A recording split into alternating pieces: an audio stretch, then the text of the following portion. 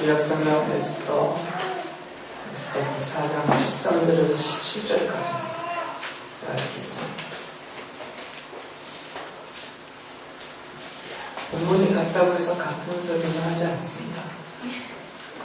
하는 본문 안에 설교 한 번 하고 끝날 만큼 그렇게 성경이 간단하지 않기 때문에 여러 차례 같은 본문을 할 수도 있거든요.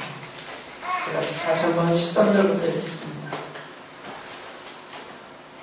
모르드게는 그들을 시켜서 에스더에게 다음과 같이 전하라고 하였다. 왕후께서는 궁궐에 계시다고 하여 모든 유다 사람이 겪는 재난을 피할 수 있다고 생각하십니까? 이런 때에 왕후께서 입을 다루고 계시면 유다 사람들은 다른 곳에서라도 도움을 얻어서 마침내는 구원을 받고 살아날 것이지만 왕과 왕후의 집안은 멸망할 것입니다. 왕후께서 이처럼 왕후의 자리에 오르신 것이 바로 이런 일 때문인지를 누가 압니까? 에스더는 다시 그들을 시켜서 모르드게에게 이렇게 전하라고 하였다.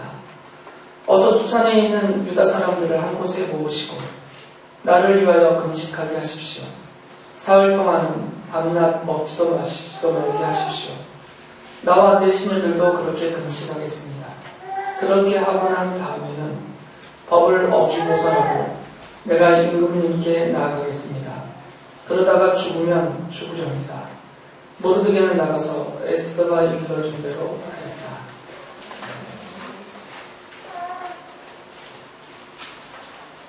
앞서 설교에서 이 에스더기의 전체적인 배경과 또 그 내용들에 대해서는 말씀을 드렸고요. 오늘은 이 에스더기 안에 성도들에게 본보기가 될 수 있는 이 에스더기라는 성경 또한 우리들을 향해서 주신 하나님의 말씀이니까 특히 믿음으로 주님을 섬기는 우리들에게 본이 되게 해주시는 모르드게와 에스더를 통하여서 우리에게 본으로 보여주시면서 우리가 따르게 하시는 그 주님의 말씀과 뜻을 살펴보려고 합니다. 앞서서 말씀드렸듯이 하만이 유다 사람들을 모르드게를 비롯하여서 유다 사람들을 몰살하려는 계획을 세웠죠. 그래서 부르라고 불려지는 조상의 육종을 그 부르를 던져서 날짜까지 정해졌고요. 그리고 아하수에로의 그 왕명을 그가 얻어내서 페르시아 전역에다 다 이 왕명을 전달을 했습니다. 유다 사람들 입장에서는 이제 죽음의 날이 다가오고 있는 거죠. 그 정해진 날에는 왕의 명령이 내려져 있기 때문에 어느 누구든지 유다 사람들을 죽이고 그들의 재산을 가져가게 됩니다. 그리고 정부 관리들은 이 유다 사람들을 해치고 노략질하는 그것을 진압하지 말고 내버려 두라라고 했어요. 그리고 유다 사람들 입장에서는 살아날 길이 없는 거죠. 왕의 명령을 아하수에로가 내리는 왕의 명령을 그들이 어떻게 거역했어요? 그리고 유다 사람들을 해치려는 이 하만의 세력들 자기들의 힘으로는 도저히 이겨낼 수가 없죠. 그러니까 이 부르를 던져서 정해진 그 날이 다가오고 있는데 그날은 이스라엘 유다 사람들 입장에서는 죽음의 날입니다. 아주 고정된 변동될 수 없는 확정된 죽음의 날이에요. 그래서 이 사람들이 다 통곡하면서 하나님을 향해서 그 구원을 기다리면서 요청을 했겠죠. 그래서 모르드게도 에스더에게 이 모든 사실을 알려주면서 에스더에게 하나의 요청을 해요.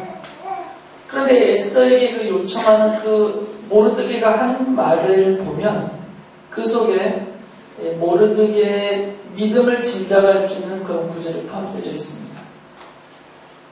4장 14절에 보면 에스더에게 한 말입니다. 모르드게가 유다 사람들은 다른 곳에서라도 도움을 얻어서 마침내는 구원을 받고 살아날 것이지만 이런 말이에요.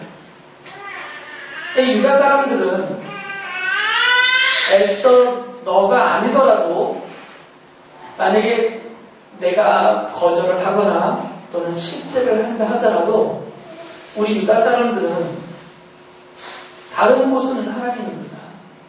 하나님의 손과 하나님이 쓰시는 도구들이죠. 그게 무엇인지는 몰라야죠. 모르더라도. 그러나 하나님의 손에 의해서 또 하나님이 쓰시는 도구들을 통하여서 우리는 구원을 받고 살아날 것이다 라는 이런 확신을 갖고 있어요. 이게 모르드게에서 갖고 있었던 믿음과 확신이죠. 사실 모르드게가 갖고 있는 믿음과 이 확신도 쉽게 생각할 수 있는 것은 아닙니다. 현실을 보면 가질 수 없는 믿음이에요. 현실적으로는 페르시아라는 대제국이 인도의 오른쪽이죠. 인도라는 나라를 보면 이쪽에서부터 지중해 연안까지 그리고 북아프리카까지 터키를 넘어서 그리스 일대까지 당시는 전 세계 중심지 역할을 하고 있는 그 모든 지역을 장악하고 있는 나라예요. 더군다나 이 아하수에르 때는 크시르크스죠. 국력이 가장 왕성하다는 그런 황금기를 갖고 있었을 때입니다. 어떻게 그 왕의 권위와 그 왕의 명령을 그걸 어떻게 이겨내겠어요? 어느 누가? 그리고 주변을 둘러보아도 이제 나라를 잃고 끌려와서 거의 종살이하다시피 하는 이 유다 사람들을 누가 도와줄 수 있겠어요? 왕을 거역하면서. 그러니까 현실로는 이런 믿음이 생길 수 없죠. 현실적으로는 현실을 놓고 본다면. 그럼에도 불구하고 모르드게가 이런 믿음과 확신을 갖고 있었어요. 하나님이 우리를 구원하신다. 우리는 살아날 거다. 오히려 에스더를 걱정하죠. 내가 이 일에 동참하지 않고 내가 이 유다 민족의 구원을 위해서 애쓰지 않으면 우리는 구원을 받겠지만 너와 너의 집안은 멸망할 거다. 하나님이 벌하실 것이다. 라는 거죠. 이 모르드게가 갖고 있었던 이런 믿음과 확신은 단순한 어떤 개인적인 단순한 신념이 아닙니다. 그리고 막연한 기대가 아니에요. 이건 아주 확고한 분명한 믿음의 근거한 확신입니다. 그럼 모르드게가 갖고 있었던 이 믿음, 그렇게 확신에 찬 믿음의 근거는 뭐였겠어요? 도대체 현실은 절망적인데도 불구하고 그가 이렇게 확신에 찬 이 믿음을 갖고 있는 그 근거, 도대체 어떤 믿음, 무엇을 믿었길래 그가 이렇게 확신을 찾을 수 있었겠어요? 그건 하나님의 약속입니다. 유다 사람들이 이 바빌로니아의 망하에서 끌려올 때, 그들이 나라를 잃고 끌려갈 때 하나님이 예레미야 선지자를 통해서 그들에게 주신 약속이 있습니다. 예레미야 29장 10절에 보면 나 주가 분명히 말한다. 너희가 바빌로니아에서 70년을 다 채우고 나면 내가 너희를 돌아보아 너희를 이곳으로 다시 데리고 오기로 한 나의 은혜로운 약속을 너희에게 그대로 이루어 주겠다. 하나님이 약속하셨어요. 지금은 포로로 끌려가지만 70년이 지나면 너희를 내가 다시 이 땅으로 돌아오게 해주겠다. 이게 하나님의 약속이에요. 모르드게는 이 약속을 받은 당사자입니다. 나라가 망하고 이 느부갓네살에 의해서 이스라엘 사람들이 세 차례에 걸쳐 끌려가는데 그때 마지막에 같이 끌려갔던 무리 중에 모르드게가 있었어요. 모르드게도 나이가 많은 사람이죠. 그러니까 모르드게는 이 하나님의 약속을 예레미야 선지자를 통해서 하나님의 약속을 직접 받은 그 유다의 무리들 중에 한 명이에요. 다른 유다 사람들도 그랬을 것이고 이 모르드게는 더더욱 이 하나님의 약속을 믿고 있는 사람입니다. 현실적으로는 완전히 절망의 상태임에도 불구하고 그가 하나님이 우리를 구원하실 것이다 라는 것을 이렇게 확신하고 있었던 근거는 모르드게와 그 끌려가는 유다 사람들을 향해서 하나님이 하신 그 약속이 있었기 때문입니다. 약속을 믿고 있는 거죠. 하나님의 약속을. 지금 이 아하수에로 왕이 다스리고 있을 때 벌어진 일인데 페르시아의 고레스가 바빌로니아를 무너뜨리고 하나님이 약속하신 대로 이 유다 사람들을 예루살렘으로 돌아가서 성전을 다시 세우고 하나님을 섬기고 하나님의 뜻대로 살아라고 페르시아 제국 전역에다 왕궁을 칙령을 반발을 했죠. 적극적으로 도우라고. 그때가 주전 537년이에요. 그런데 지금 이 아하수에로는 전에도 말씀드렸듯이 이 고레스의 아들 키루스죠. 키루스의 2세의 아들 세계사에서는 캄비세스 2세라고 그러죠. 그의 아들 캄비세스. 그 밑이 다리오예요. 다니엘서에도 나오는 다리오. 에스라 느헤미야에서 나오죠. 그리고 이 다리오 밑에가 아하수에로입니다. 크세르크스라고 부르면. 그래서 고레스가 이미 예루살렘 귀환을 공포한 1차 포로, 그래서 1차 귀환이 이루어진 그때로부터 지금 이 사건이 벌어지고 있는 이 아하수에로 때까지 이미 63년이 지났어요. 이미. 그래서 이미 이스라엘 사람들이 1차 귀환을 해서 이미 성전을 짓고 그 예루살렘 땅에서 하나님을 섬기고 있습니다. 이미. 아직 남아있는 사람들이 있죠. 2차, 3차에 걸쳐 포로가 돌아가는 일이 벌어지니까. 그리고도 남아있는 사람들이 페르시아 전역에 아직부터 있는 것입니다. 그러니까 만약에 이 하만의 계획이 실행이 된다면 유다 민족을 몰살시키라, 그들의 모든 재산을 다 노력하라는 이 계략이 실행이 된다면 이건 지금 유다 사람들이 죽고 살고의 문제가 아니에요. 하만의 계획이 실행이 돼서 페르시아 땅에 있는 이 수도인 수산궁이 있는 그 도시뿐만 아니라 심지어는 이미 하나님의 약속대로 포로에서 돌아가서 성전을 재건하고 살고 있는 예루살렘 땅에 있는 그 유다 사람들까지 다 죽는 거거든요. 페르시아를 127도로 나눠서 우리나라는 지금 몇 도인지 제가 생각이 잘 안 나요. 경상도, 충청 이런 식으로 해가지고 페르시아의 제국은 얼마나 크게 127도예요. 모든 땅이다 다 보냈단 말이죠. 그러니까 이미 예루살렘이 귀환하여서 성전까지 짓고 하나님을 섬기고 있는 그들까지 다 죽는 겁니다. 지금 이 수산고에 있는 사람들만 죽는 일이 아니에요. 이건 페르시아 땅 전체에 보냈기 때문에. 그러면 지금 유다 사람들, 이스라엘 민족 하나가 전 세계에서 사라지냐 이 문제가 아니라 하나님의 약속이 파괴가 되는 겁니다. 하나님의 약속이 하만에 의해서, 아하수에로에 의해서 이 하나님의 약속이 파괴가 되는 거예요. 하나님의 약속의 파괴라는 것은 곧 하나님 하신 말씀이 사람들에 의해서 바뀌어지는 거잖아요. 방해가 되고 파괴가 되고. 이것은 하나님의 신성 자체가 문제가 생기는 것이죠. 그러니까 이런 일은 일어날 수가 없어요. 아무리 아하수에라고 해도, 아무리 당시에 모든 실권을 장악하고 있는 하만이라고 해도 이런 일을 일으킬 수가 없죠. 하나님께서 죽지 않는다면. 하나님이 아예 죽어버리셨다면, 이제 더 이상 이 문제에 관여할 수 없는 그런 하나님이라면 이게 가능하지만, 하나님이 살아계시고 온 우주를 창조하신 하나님이, 그리고 페르시아의 고레스도 하나님이 도구로 사용하셔서 바빌로니아를 무너뜨리고 예루살렘으로 돌아가라고 이 일까지 시키신 그 하나님이 어떻게 이 약속을 저들의 손에 의해서 파괴되도록 무기력하게 손 놓고 계시겠냐 이거죠. 모르드게의 미국은 여기 있습니다. 그러니까 현실이나 주변에 어떤 일어나는 우호적인 유다민족을 돕는 세력이 있어서가 아니라 그건 지금 아무것도 없어요.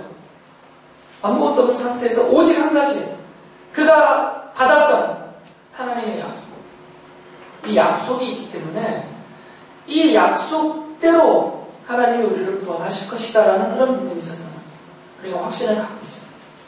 하만의 손에 결코 하나님이 우리를 내버려 두시지 않을 것이다.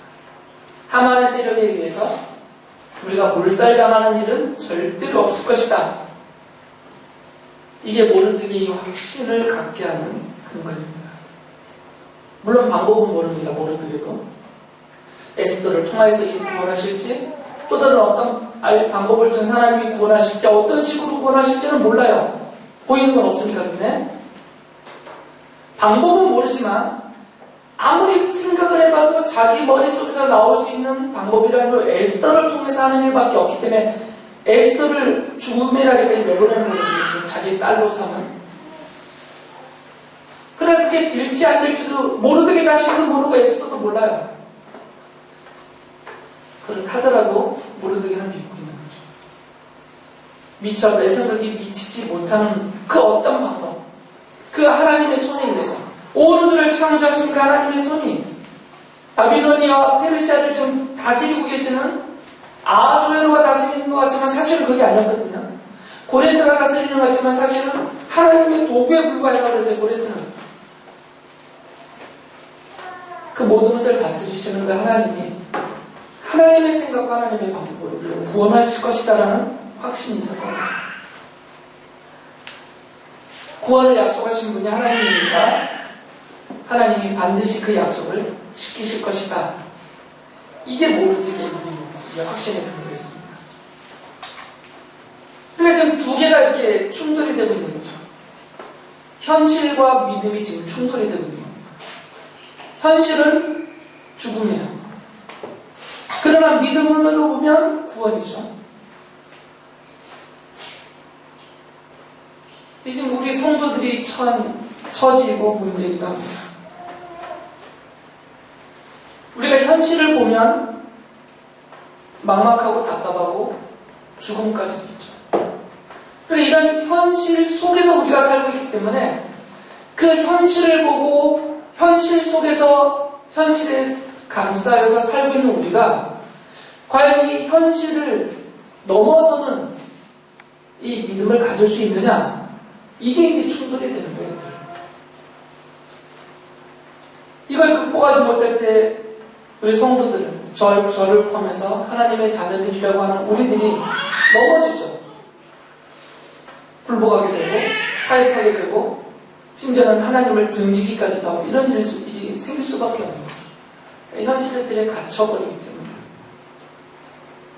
모르드게도 우리와 똑같은 현실의 틀 속에 있었지만 그는 거기에 이렇게 갇혀있지 않고 비록 그의 몸은 그 현실 속에 죽음이라는 날 안에 갇혀 있었지만 그의 영혼은, 그의 믿음은 그 바깥에 있는, 오히려 그 멀리 떨어지는 것이 아니라 그것을 계획하시고 주관하시고 계시는 하나님의 손을, 그리고 그 약속을 믿고 바라보는 거죠. 그래서 이런 확신을 가질 수가 있었던 것입니다. 하나님을 믿으면 하나님의 말씀도 믿습니다. 이건 당연한 것이에요. 하나님은 믿는데 하나님의 말씀, 하나님의 약속은 내가 못 믿는다. 이건 논리적으로 맞지가 않습니다. 하나님을 믿기 때문에 하나님의 말씀도 믿는 것이에요. 그리고 그 하나님의 말씀, 그 하나님의 약속이 구원을 약속했기 때문에 그래서 구원도 믿는 거죠. 어떻게 보면 이것은 모르드게 입장에서는 단순한 것이죠. 모르드게가 하나님을 믿고 있기 때문에 그 하나님의 약속의 말씀을 믿게 된 것이고, 그리고 하나님의 그 약속의 내용이 유다 사람들의 구원이기 때문에 죽음의 현실 안에서도 이 구원을 믿을 수가 있었던 거죠. 그런데 믿음이라는 것은 우리의 생각의 어떤 일부분, 우리의 이 사상이나 생각의 어느 한 부분을 차지하고 있는 것, 이게 믿음이 아니다라는 거죠. 성경이 말하고 있는 믿음은 우리 생각의 일부분이 아니에요. 그러니까 생각의 일부분이라는 얘기는 어쩔 때는 믿음대로 살 수도 있고 일부분이니까 어쩔 때는 믿음대로 살지 않을 수도 있는 겁니다. 일부분이니까. 그것이 적용될 때는 믿음으로 살고 그것이 적용되지 않는 부분이 있을 때는 이게 일부분이니까 전부가 아니라 믿음 없이 살 수가 있는 거죠. 우리가 믿는, 성경이 말하고 있는 우리에게 있는 그 믿음이라는 것은 이게 어떤 생각의 일부분이 아니에요. 우리 영혼까지 포함된 우리 어떤 전인격적인 그런 상태가 믿음입니다. 그리고 우리 생의 한순간이나 일부분이 아니라 우리 생의 전생에 걸쳐 있는 삶의 태도, 이게 믿음이에요. 성경이 말하는 믿음은 그것입니다. 우리가 갖고 있는 믿음이라는 건 그것이 일부분이 아닙니다. 우리 영혼까지 포함된 우리 전 인격을 포함하는 겁니다. 일부분이 아니라 전 인격의 상태, 그리고 그것에 의해서 살아가는, 잠깐이 아니라 죽을 때까지 살아가는 우리 전 세계에서 갖게 된 우리의 삶의 태도, 이것이 믿음이에요. 그러니까 이 믿음이라는 게 일부분이면 믿을만 하니까 믿는다라고 말하게 돼요. 일부분이면. 그러면 믿을 수 없는 일이 벌어지면 믿는다고 말을 못하죠. 그건 믿음의 일부분 바깥의 일이니까. 일부분이면 합리적이고, 그리고 상식적이고 현실적이고 가능성이 있을 때 믿습니다라고 말할 수 있어요. 일부분이면. 그러나 이것이 전 인격의 상태이고 전생의 삶의 태도라면 이게 합리적이고 상식적이고 현실적이고 가능성이 있는 그런 것뿐만 아니라 비현실적이고 가능성이 없어 보이고 전혀 합리적이지 않은 그런 것들에 대해서도 믿는다라고 말할 수 있는 거죠. 그게 믿음이에요. 그러니까 믿음을 부분이라고 생각하시면 안 돼요. 생각이나 삶의 일부분이라고 생각하시면 안 돼요. 그건 전체적인 것입니다. 믿음의 본질이 그렇다는 거죠. 우리 현실이 그렇다는 것이 아니라 믿고 살고 있는 내 자신의 상태와 삶의 태도가 그렇게 완전하게 믿음이다라는 것이 아니라 믿음의 본질이 그렇다는 것입니다. 우리는 거기에서 부족한 거죠. 우리가 부족하다고 해서 믿음의 본질이 이렇게 약화되는 것은 아니다 그 말이죠.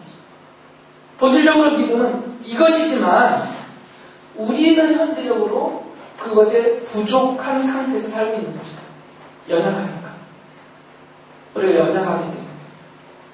연약하니까 연약하고 부족한 그 상태까지밖에 못 살 뿐이지만 믿음의 본질은 그렇다는 거죠.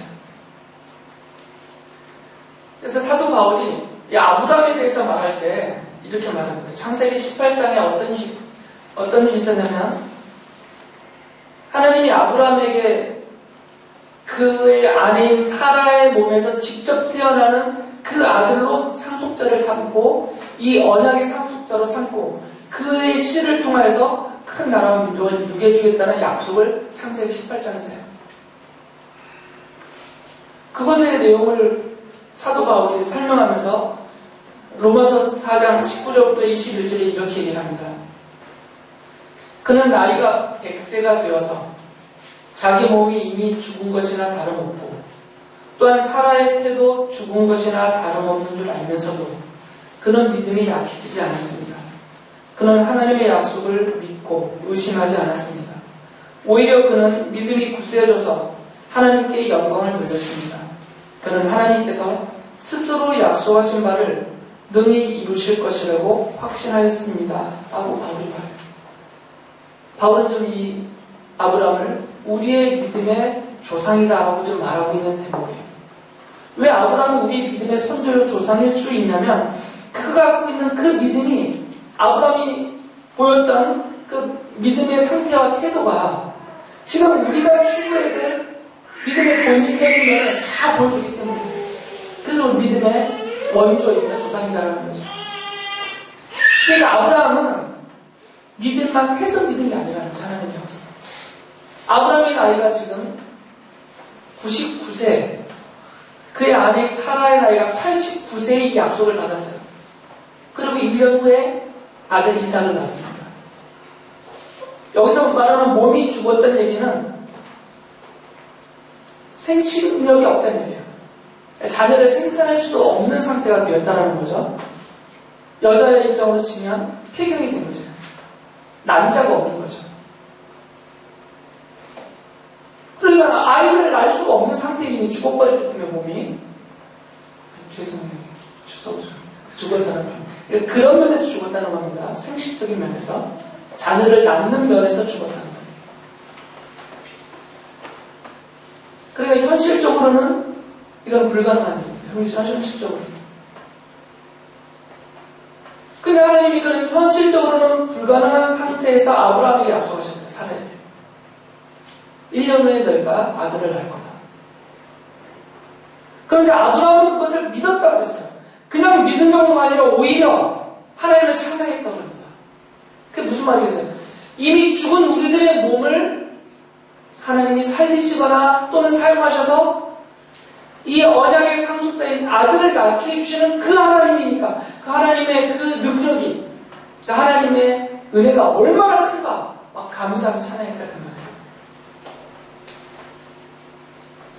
아까 말씀드렸습니다. 모르드게가 갖고 있었던 믿음과 아브라함이 갖고 있는 믿음은 같은 믿음이죠. 하나님을 믿으니까 하나님의 약속의 말씀을 믿는 것이고 그러니까 그가 하나님께로부터 받은 그 약속은 반드시 현실로 이루어진다. 그것이 현실이 된다라는 것을 그거 믿고 있는 거죠. 그러니까 감사하게 되고 찬양까지 하게 되는 것이죠. 반복해서 말씀드리지만 이 성경이 말하고 있는 믿음은 가능성에 대한 확신이 아니에요. 가능성에 대한 확신을 믿음이라고 말하지 않습니다. 그것도 포함이 되지만 그것만을 믿음이다라고 설명하지 않아요. 순전히 인간적인 우리들의 믿음은 신앙적인 것을 요소를 빼버리는 순전히 인간적인 우리들의 믿음은 가능성에 대한 확신이에요. 가능성이 1이라도 있으면 믿어요.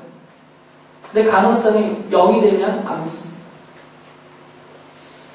1이라도 있으면 믿어요. 1이라도. 꼬맹이를 놓고 어른이 앞에 과자를 100개를 놔놓고 이거 너한테 줄게 하고 약속을 했어요.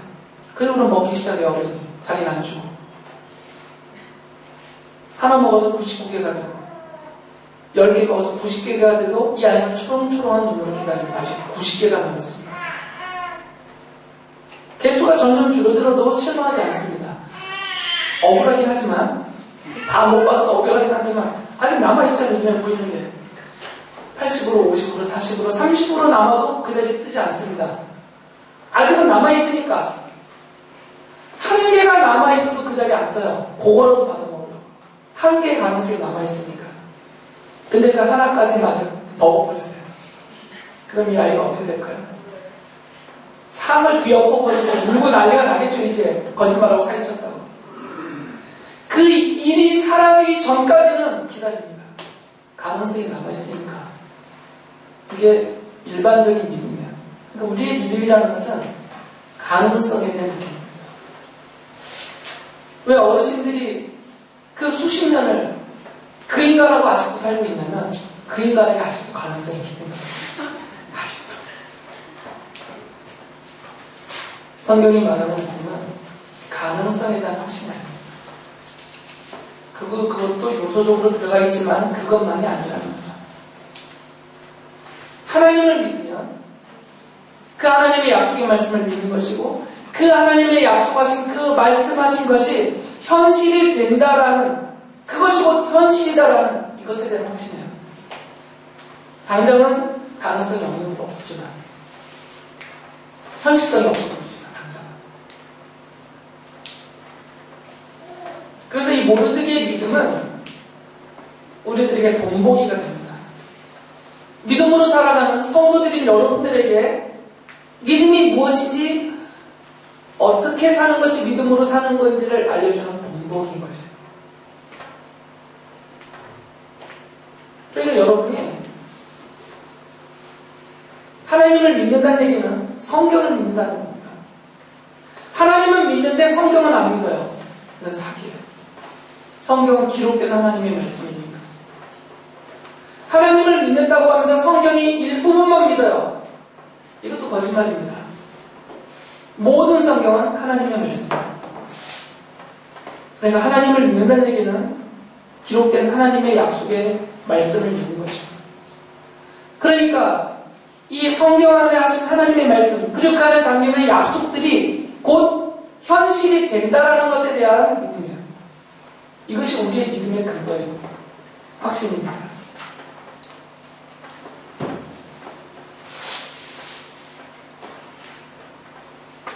약속하신 분이 하나님이니까 내가 믿는 그 하나님이 온 우주에 창조주신 것을 믿고 알고 있으니까 그렇게 구원하시고 약속하신 대로 이루신다는 것이죠.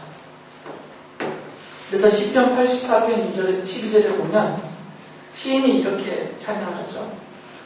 만군의 주님, 주님을 신뢰하는 사람에게 복이 있습니다. 이 신뢰는 믿음의 확신이죠. 믿고 확신하니까 주님을 신뢰하는 거죠. 그들에게는 복이 있다는 것입니다. 왜 복이 있겠어요? 현실이 되니까. 하나님이 그에게 하신 약속이 현실이 되니까 하나님의 약속을 믿고 하나님을 신뢰하고 있으면 현실화되는 하나님의 말씀을 누리게 될 거죠. 그럼 그게 복이 돼요. 그래서 여러분들을 복 있는 자라고 시편이 말하는 거죠. 두 번째 등장하는 인물은 누구겠어요? 모르드게가 첫 번째라면 에스더죠. 모르드게가 이런 의미로서 우리의 믿음의 본보기라면 에스더는 그 위에서 한 걸음 더 나가서 또 다른 한 면에서 우리의 믿음의 본보기 역할을 해요. 모르드게가 이제 에스더를 시키죠. 아하수에르에게 나가서 이 하만의 계략을 다 밝히고 하만의 손으로부터 우리 유다 사람들을 구원하라. 그러면서 그가 에스더에게 이렇게 말하죠. 4장 14절에 보면 왕님께서 이처럼 왕후의 자리에 오르신 것이 바로 이런 일 때문인지를 누가 압니까? 그러니까 모르드게의 생각은 왕후의 자리에 오를 수 없었던 에스더가 기적적으로 왕후의 자리에 앉게 된 것은 하나님이 이 일을 위해서 미리 쓰실 도구로서 에스더를 왕후의 자리에 앉혀놓은 것이다. 에스더를 놓고 모르드게는 그런 생각을 했다라는 것이죠. 그래서 에스더에게 하나님이 너를 우리를 구원하기 위해서 쓰시려고 이렇게 미리 왕후의 자리에 앉혀놨으니까 이제 하나님의 뜻대로 네가 아하수에르에게 나가서 모든 것을 밝히고 우리를 구원하라. 이 하나님의 뜻이다. 나는 그렇게 안다. 라고 얘기를 한 거죠. 이 모르드게의 말에 에스더가 대답을 하죠. 첫 번째는 뭐라고 대답했냐면 이 일에는 내 목숨을 내놔야 됩니다. 이 일에는 내 목숨을 내놔야 됩니다. 4장 11절에서 그가 이렇게 말해요. 임금님이 부르시지 않는데 안뜰로 들어가서 왕에게 다가가는 자는 남자든지 여자든지 모두 사형으로 다스리도록 되어 있습니다. 이게 법이라는 거죠. 아무리 에스더라고 해도 그가 왕비 신분을 갖고 있다 하더라도 아하수에로가 에스더를 부르지 않았음에도 불구하고 에스더가 이 왕궁의 안뜰에 들어오면 죽는다는 거예요. 그 안뜰의 문을 열고 들어오는 사람에게 살 길은 오직 하나밖에 없습니다. 왕이 갖고 있는 금으로 만든 규라고 그러거든요. 왕권을 상징하는 이것을 그 안뜰을 문으로 들어오는 사람을 향해서 내밀었을 때 그때 살아요. 그러면 그 사람이 왕 앞에 나와서 금으로 만든 금봉이겠죠. 거기에 손을 대는 순간 사형에서 벗어나죠. 그런데 들어왔을 때 그가 에스더라고 쳐도 왕이 이걸 내미지 않고 고개를 돌려버리면 죽는 거죠. 그러니까 이 일에는 목숨을 내줘야 됩니다. 그래서 에스더가 그래서 난 못하겠다 이렇게 말하시는 것이 아닙니다. 이 일에 유다 사람들을 구원하기 위해서 내가 아하수에르에게 나가는 일에는 내 목숨을 내놔야 됩니다. 내가 죽을 수도 있습니다. 그럼에도 불구하고 나는 나가겠습니다. 아하수에르에게. 지금 아하수에르가 에스더를 부르지 않은 지 벌써 30일이 됐어요. 무슨 일이 있는지 모르겠지만 뭐가 바빠서 그랬는지 모르지만 에스더를 30일 동안이나 부르지 않았어요. 그러니까 에스더가 갑자기 나온 문제가 되는 거죠. 죽을 수도 있고. 그래서 에스더가 이제 죽기를 각오하고 나가겠다고 하면서 4장 16절에서 이렇게 말하죠. 법을 어기고서라도 내가 임금님께 나아가겠습니다.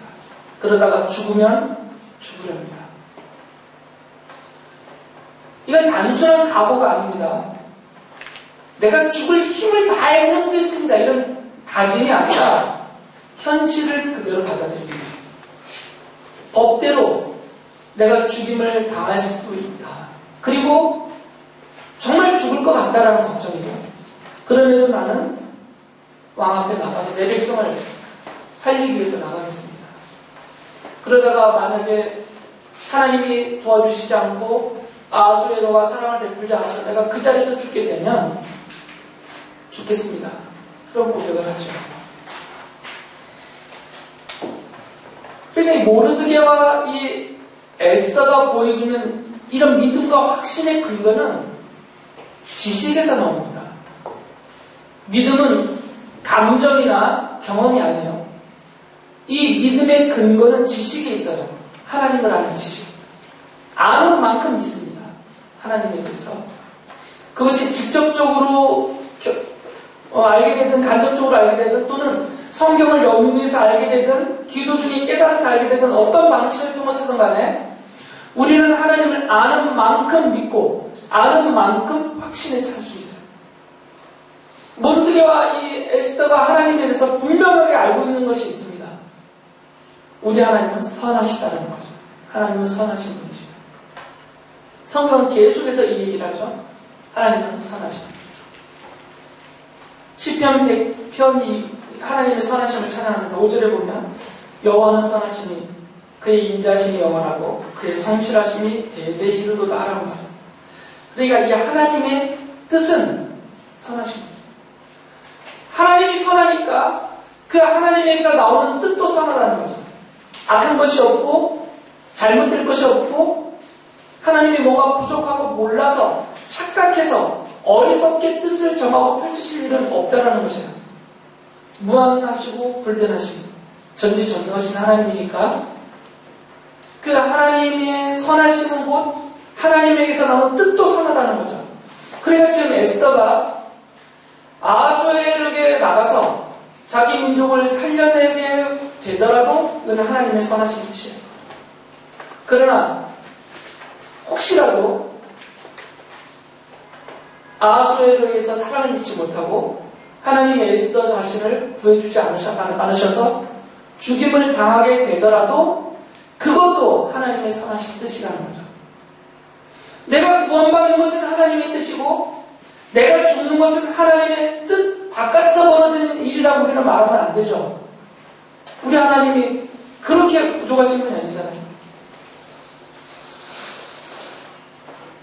죽든지 살든지 이 모든 것이 다 하나님의 뜻 안에서 이루어지는 일이니까 그리고 그 하나님의 뜻은 선하신 하나님에게서 나오는 것이니까 우리의 입장에서는 내가 받아들이기에는 선할 수도 있고 내가 받아들이기에는 나쁘거나 악할 수도 있어요. 현실은.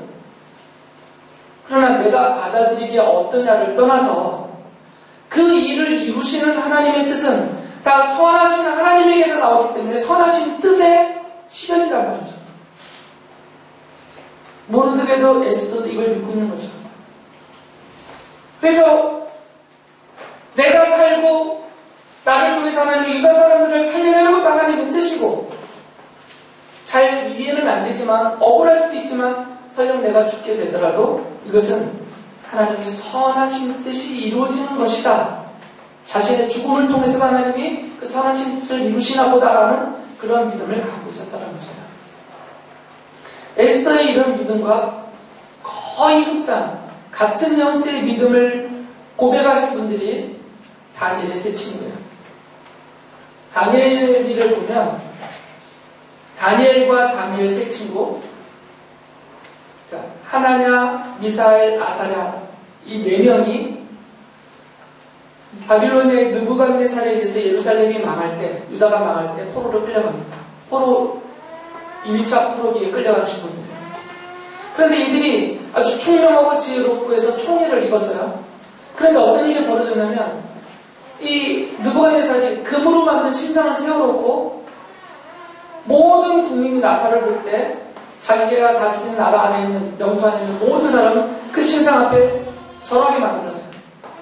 그리고 절하지 않으면 그 벌로 활활 타오르는 화덕 안에다가 용광로와 같은 거죠. 그 절하지 않은 사람들을 집어던져서 불태워 죽이겠다라고 엄벌해찬다는 왕명을 발표했습니다. 그런데 이 친구들은 절할 수가 없었어요. 다니엘서 여러분 1장에 보시면 우리나라로 치면 이들이 창시개명을 하죠. 강제로. 그러니까 다니엘, 하나냐, 미사엘, 아사랴 이거는 히브리식 이름인데 이것을 페르시아식 이름으로 강제로 바꿔버리죠. 느부갓네살의 신하가 이들을 맡은 신하가 그래서 다니엘은 벨드사살이라고 바꿔버리고 나머지 세 사람은 사드랑, 메삭, 아벤느고라고 바꾸잖아요. 그리고 왕궁에서 이들을 키웠는데 이 세 친구가 다니엘은 마침 그 자리에 없었거든요. 이 세 친구가 전하지 않았어요. 모든 사람이 전할 때. 그래서 이들을 느부갓네살에다가 고발을 했죠. 이 세 명이 왕의 명을 어기고 전하지 않습니다. 그래서 느부갓네살이 이들을 아끼기 때문에 이들을 후유하려고 하고 이들에게 기회를 줬어요. 그러면서 그 다니엘서 3장 15절을 보면 느부갓네살이 이렇게 말합니다. 어느 신이 너희를 내 손에서 구해낼 수 있겠느냐. 그러니까 괜히 아까운 목숨 버리지 말고 절하라 이거죠. 그럴 때 이 세 친구가 이렇게 대답합니다. 다니엘 3장 17절 18절 보면 불 속에 던져져도 임금님 우리를 지키시는 우리 하나님이 우리를 활활 타는 화덕 속에서 구해주시고 임금님의 손에서도 구해주실 것입니다. 비록 그렇게 되지 않더라도 우리는 임금님이 신들을 섬기지도 않고 임금님이 세우신 금신상에게 절을 하지도 않을 것입니다. 두 가지를 얘기했어요. 첫째는 임금님, 그 느부갓네살 왕 당신의 손과 저 활활 타는 화덕의 불길 속에서 하나님이 우리를 구원해 주실 것입니다. 믿음을 고백하죠. 두 번째로, 그러나 우리는 그걸 믿고 확신하고 기대하지만 그러나 우리가 알 수 없는 하나님의 선하신 뜻이 있어서 우리를 그냥 불에 타 죽게 내버려 두신다고 해도 우리는 그 하나님의 선하신 뜻을 믿기 때문에 설령 불에 타 죽는 날이 있더라도 우리는 왕에게 굴복하여서 이 신상에게 절하지 않겠습니다라고 고백해요. 에스더가 말과 똑같습니다. 그러다가 죽으면 죽으렵니다. 똑같은 고백을 하죠. 같은 믿음인 것입니다. 두 가지죠. 하나님이 나를 구원하실 것이다라는 하나님에 대한 믿음. 그러나 내가 알지 못하는 이해되지는 않지만 나를 그 죽음 가운데 버려두셔서 내가 설령 죽는다 하더라도 그것은 나를 죽음에 들어가게 하시는 하나님의 선하신 뜻이 이루어진 것이다라는 시편 기자는 이렇게 하나님에 대해서 찬양했었어요. 시편 92장 92편 5절을 보면 주님께서 하신 일이 어찌 이렇게도 큽니까? 주님의 생각이 어찌 이다지도 깊습니까? 그러니까 주님이 하시는 일과 주님의 생각은 너무 크고 깊어서 우리가 이해하거나 헤아려 알 수가 없다 그 말이에요.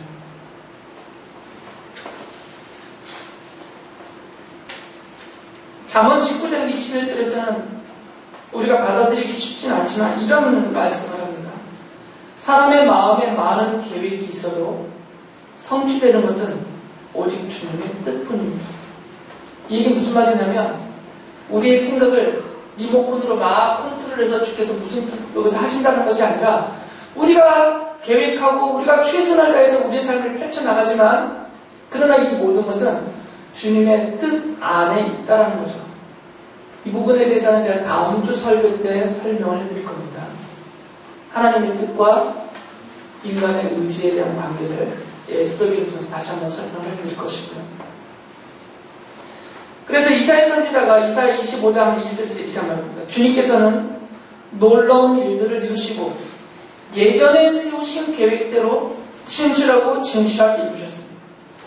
이사야 선지자는 하나님이 하시는 일들을 지금 갑자기 급조되어 벌어진 일이 아니라 예전에 세우신 계획을 실현하셨다는 거죠. 성경적인 용어로 이것을 신학적인 용어로 하나님의 작정과 섭리라고 합니다. 하나님이 온 우주를 창조하기 이전에 하신 그 하나님의 작정, 그 계획이 전지전능하신, 무한불변하시고 영원하시고 전지전능하신 하나님의 손에 의해서 이루어졌다 그 말이에요. 이걸 섭리라고 합니다. 하나님의 작정과 하나님의 섭리. 그러면서 이사야 선지자가 이사야 55장 8절과 9절에서 이렇게 말합니다. 이건 하나님의 말씀을 대변하는 겁니다. 나의 생각은 너희의 생각과 다르며 너희의 길은 나의 길과 다르다. 이거는 사과와 배가 다르다. 이런 요 정도 수준의 다르다라는 표현이 아닙니다. 그러니까 하나님의 생각과 하나님의 길, 하나님이 하시는 일은 우리 인간의 생각과 인간의 길과는 다르다는 것인데 바로 이어서 구절이 이렇게 말해요. 하늘이 땅보다 높으시 나의 길은 너희의 길보다 높으며 나의 생각은 너희의 생각보다 높다는 거죠. 이건 비슷하다가 아니라 비교 자체를 못한다는 거죠. 그러니까 하나님의 생각, 하나님이 하시는 일은 우리가 헤아릴 수 없다는 거죠. 우리 이해, 우리의 경험과 지식에서 근거한 우리 이 이해력 너머에 계신다 그 말이에요. 인간이 갖고 있는 이 이해력이라는 것은 대기권 바깥에 미치지 못합니다. 우리가 갖고 있는 우리 인간적인 갖고 있는 이 최상의 이해력이라고 해도 바닷속 몇 미터권이나 들어갈 수 있어요. 아주 가깝게는 모든 과학과 지식과 경험과 모든 것을 충동하는 인간의 이해력이 우리의 몸 하나도 이해를 못하고 있어요. 그러니까 한계가 딱 명확하게 오죠. 근데 하나님은 그 생각하시고 행하시는 것이 하나님의 작정과 섭리는 이 너머에 계시기 때문에 우리가 헤아릴 수가 없다는 거죠. 그렇기 때문에 믿음이라는 것은 다 이해하고 동의가 된다라고 인정하는 것, 이런 걸 믿음이라고 말하잖아요. 다 이해가 돼서 맞아 나도 그렇게 생각해갖고 동의하는 것을 이런 거는 믿음이라고 말하지 않습니다. 그건 그냥 인정일 뿐이에요. 우리가 성경이 말하고 있는 우리가 갖고 있는 믿음이라는 것은 하나님에 대한 그리고 하나님의 그 선하신 뜻에 대한 그 믿음입니다. 이해는 안 되지만 이해할 수 없이 아주 터무니없고 형편없다라는 말이 아니라 내가 부족하고 내가 연약하고 내가 한계가 있기 때문에 이해를 못한다는 거죠. 그래서 에스더든 이 다니엘의 세 친구들 이들이 보여줬던 공통된 믿음의 본보기는 뭐냐면 믿을만 하니까 믿는다가 아니라 나를 넘어서서 나의 이해력을 넘어서서 믿을 수 없는 상황과 믿을 수 없는 계획과 믿을 수 없는 도저히 믿고 싶지 않은 그 일까지도 하나님의 선하신 뜻 속에서 하나님의 섭리적인 주권이 임하여서 이루어지고 있다는 것에 대한 신뢰다라는 거죠. 에스더가 이런 면에서 우리의 믿음의 본보기가 됩니다. 아브라함이 하나님께서 부르심을 받고 따라 나갈 때 히브리서 기자는 그 상태에 대해서 이렇게 표현했어요. 히브리서 11장 8절을 보면 믿음으로 아브라함은 부르심을 받았을 때 순종하고 장차 자기 몫으로 받을 땅을 향해 나갔습니다. 그런데 그는 어디로 가는지를 알지 못했지만 떠난 것입니다. 어디로 가는지는 몰라요. 그러나 하나님이 떠나라 했으니까 따르라 했으니까 떠나서 따라갔다 그 말이에요. 우리가 하나님의 뜻을 다 알 수가 없습니다. 이렇게 잘난 척하면서 여러분 앞에서 막 소리치는 제가 다 알아서 말하겠어요? 저도 몰라요, 하나님의 뜻을. 저도 성경을 아직도 다 모르겠고 하나님의 뜻에 대해서 다 알지 못합니다. 불구하고 성경이 말하고 있는 믿음은 하나님의 뜻에 대해서 다 이해도 안 되고 알지도 못하지만 그래도 그 하나님을 신뢰해야 된다. 이것이 믿음이다라는 거죠. 안전하게 보이니까 다 검사해보고 확인해보고 테스트해봐서 안전하니까 발을 내딛는 것. 그런 걸 믿음이라고 말하지 않습니다. 아브라함처럼 어디로 가야 되는지는 모르지만 하나님이 떠나라, 따르라 했으니까 갈 바를 알지 못하면서도 가는 것이다.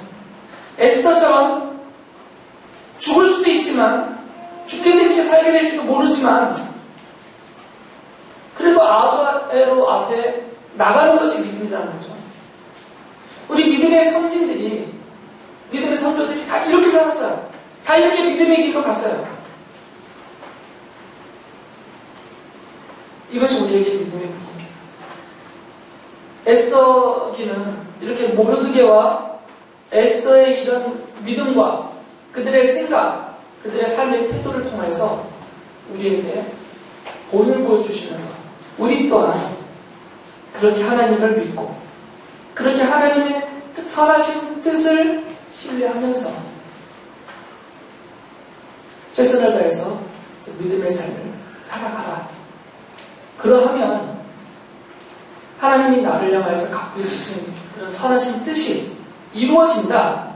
이것을 믿으라 하시는 하나님의 말씀입니다. 여러분이 그런 믿음으로 유다 사람들 앞에 이 죽음이 놓여있는 것과 비슷하게 여러분의 인생길에 환난도 있고 재앙과 재난도 있고 궁핍도 있고 질병도 있고 심지어는 죽음까지 있지만 두려워하지 마시고 믿음으로 내딛고 나아가면서 주님을 섬기는 그런 삶이 되시기를 바랍니다.